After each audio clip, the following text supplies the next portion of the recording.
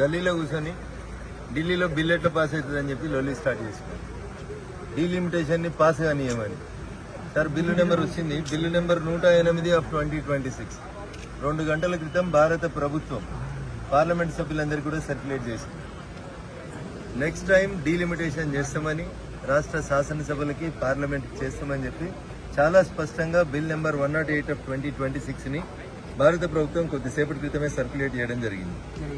ప్రస్తుతం ఉన్నటువంటి 543 MP స్థానాలని 850 MP స్థానాలకు పెంచుతూ భారత ప్రభుత్వం 16వ తారీఖు నుంచి ప్రారంభం కాబోతున్నటువంటి భారత పార్లమెంటులో కొత్త బిల్లును తీసుకొస్తా ఉంది. చాలా మంది మిత్రులు ఆయాసపడుతున్నారు, ఆవేశపడుతున్నారు, ఏమి లేని చోట ఎగిరెగిరి పడుతూ ఎట్లా పాస్ అవుతుంది బిల్లు అంటున్నారు. మళ్ళీ చెప్తున్నాం, డీలిమిటేషన్ బిల్ పాస్ అవుతుంది, మహిళా బిల్ పాస్ అవుతుంది, మేమేదో చేస్తాం, దక్షిణాది నుంచి ఏదో హీరోలం అవుతామని చెప్పి నీకంటే ముందు కూడా చాలా మంది ప్రకాష్ రాజులు, కమలాసన్లు రంగేసుకున్నాడు రకరకాల మాటలు మాట్లాడి ఏమవుతుంది అన్నారు. ఉత్తర భారతానికి వస్తే అసలు ఆర్టికల్ 370 రద్దు చేయాలంటే ఒక్క మోడీ కాదు 100 మంది మోడీలు వస్తే కూడా కాదన్నారు. మోడీ ఒక్కడే ఉన్నాడు. ఆర్టికల్ 370 రద్దయింది. జమ్మూ కాశ్మీర్ భారతదేశంలో భాగమైంది. జమ్మూ కాశ్మీర్ రాష్ట్ర శాసనసభకి ఎన్నికలు కూడా జరిగినాయి. అట్లే నిన్నయాల రోజు ప్రెస్ మీట్లు పెట్టి కాంగ్రెస్ పార్టీ ఆగమైపోయింది, ఇక భవిష్యత్తులో నేనే గొప్ప లీడర్ని అవుతా, దానికి దక్షిణాది అని ఒక పేరును పెట్టుకుని బ్రాండ్గా పోతామని చెప్పి పోతూ గతంలో ఉన్నటువంటి 10 ఏళ్లు పాలించిన ఆయన కూడా మోడీ గారిని గిట్ల తిట్టిండు.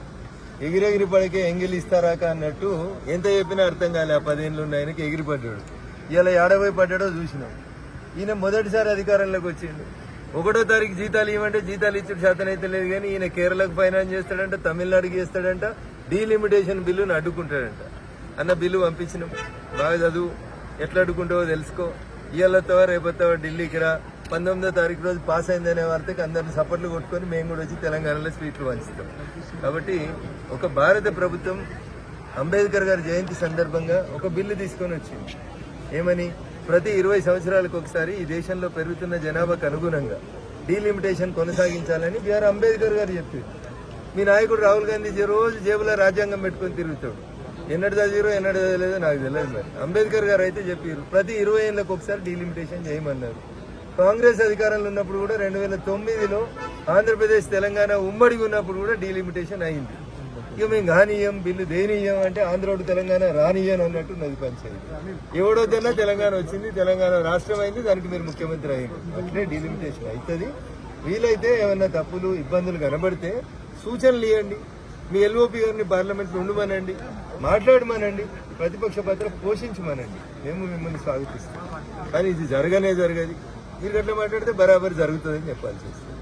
కాబట్టి బిల్లు మీ ముందుకు పంపించినాం, చదువుకోండి, ఎంపీలందరికీ బాగా నేర్పించుకోండి, సబ్జెక్ట్ మీద ఏమైనా ఉంటే సూచనలు చేయండి. తప్పకుండా మేము బాధ్యత గల ప్రభుత్వంగా ప్రతిపక్షాల సూచనలు కూడా గమనంలోకి తీసుకుంటాం, గౌరవిస్తాం.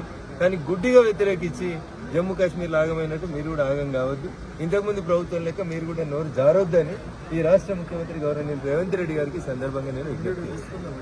Thank you.